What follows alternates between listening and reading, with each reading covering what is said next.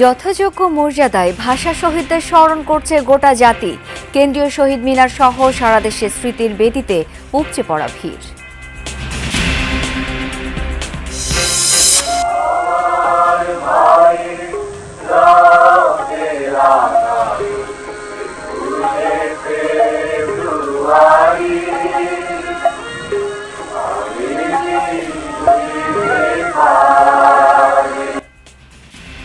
একুশের প্রথম প্রহরে কেন্দ্রীয় শহীদ মিনারে রাষ্ট্রপতি ও প্রধানমন্ত্রী শ্রদ্ধা নিবেদন, স্মরণ করেন 52 ইতিহাস, ভাষা শহীদ এবং তাদের আত্মত্যাগকে।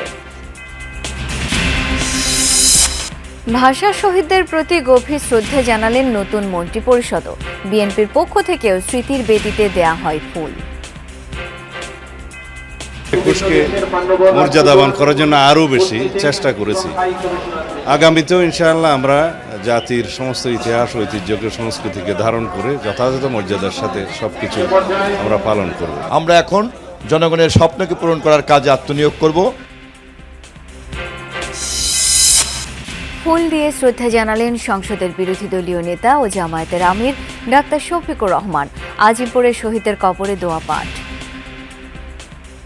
বিরোধী দলীয় নেতা হিসেবে এখানে আসতে হবে আমার সঙ্গীদেরকে নিয়ে, তাই আমি এসেছি। 47 থেকে 71-এও পাইনি, 72 থেকে 24 পর্যন্ত বা আজকের দিন পর্যন্ত এখনো নাগরিকদের জন্য অধরা রয়ে গেছে তাদের অধিকারগুলো। বাংলা ও বাঙালির এক অকৃত্রিম আবেগ 21শে ফেব্রুয়ারি। রক্তের দামে কেনা বাংলায় কথা বলেন বিশ্বের প্রায় 30 কোটি মানুষ। ভাষার মাধুর্যের মায়ায় বন্দী হন ভিনদেশিরাও।